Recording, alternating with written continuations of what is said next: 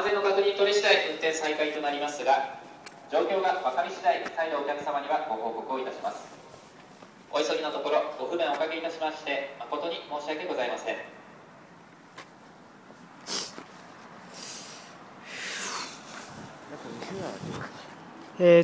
多分西浦和だっけ。ちょっとあそこでイオンが感知したのです。大丈夫かなあれ。宮古島いい加減自分なのかね。うん。